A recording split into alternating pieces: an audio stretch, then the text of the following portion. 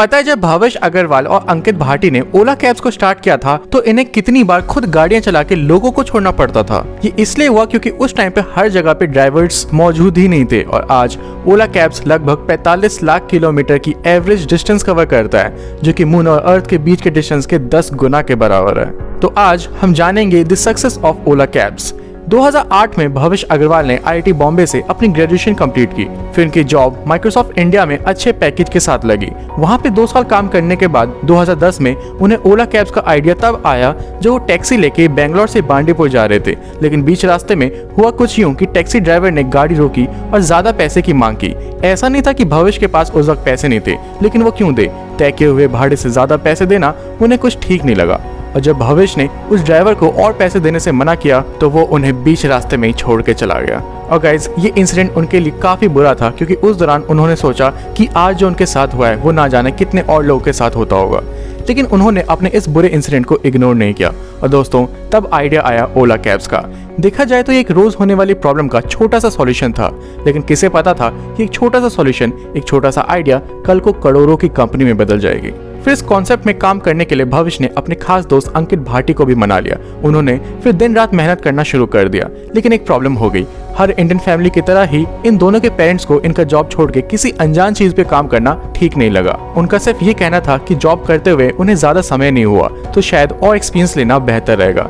लेकिन जल्द ही कुछ ऐसा हुआ जो कि हर स्टार्टअप करने वाले का सपना होता है। उन्हें अपने इस प्रोजेक्ट के लिए फंडिंग मिल गई और फंडिंग भी किससे मिली? स्नैपडील के फाउंडर कुणाल बहल से। फिर इस प्रोजेक्ट के पहले सक्सेस के बाद उन्हें अपने पेरेंट्स का भी सपोर्ट मिलने लग गया।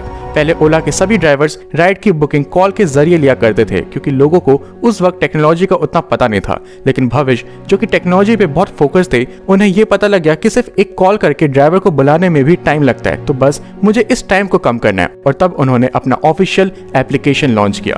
पहले इनके प्रोजेक्ट में ये था कि आप इस ऐप से होटल्स बुक कर सकते हो और उस होटल तक जाने के लिए हम आपको कैब फैसिलिटीज देंगे। और सबसे इंटरेस्टिंग बात ये थी कि ओला कंपनी अपने किसी ड्राइवर और कस्टमर को जानते ही नहीं थी और उन्हें देखा जाए तो जरूरत भी नहीं थी, क्योंकि इन्होंने एक नहीं बल्कि 2 एप्लीकेशंस लॉन्च किए थे, एक कस्टमर के लिए और एक ड्राइवर के लिए। जैसे हम कस्टमर्स देख सकते हैं कि हमारे ड्राइवर का नाम क्या है, एज क्या है, कार कौन सी है और उसका नंबर प्लेट क्या है, वैसे ही उन ड्राइवर्स को भी हमारे नाम, उम्र सब पता चल जाता है। मतलब इन सिक्योरिटी का तो कोई सवाल ही नहीं उठता। और पता है 2015 में इन्होंने टैक्सी फॉर श्योर नाम की कंपनी को $200 मिलियन में एक्वायर किया था, जिससे इन्होंने 3 तरह के कार्स अवेलेबल करवाए, एक मिनी, एक माइक्रो और एक प्रीमियम, ताकि लोग जितना अफोर्ड कर सके उन्हें उसके हिसाब से कैब्स मिल जाए। लेकिन हाँ, कैब्स मिलेगी तो सभी को। अब इन्होंने अपने इस बिजनेस मॉडल में ओला बाइक्स इंट्रोड्यूस किया, ओला ऑटोज किए और यहाँ तक कि जियोटैग नाम की शटल सर्विस स्टार्टअप को भी एक्वायर करके ओला शटल इंट्रोड्यूस किया। अब सबसे इंटरेस्टिंग बात करते हैं कि ओला कितना और किन किन तरीकों से कमाती है। पहले मैं बता दूं कि साल 2019 में इनका टोटल रेवेन्यू 2544 करोड़ था,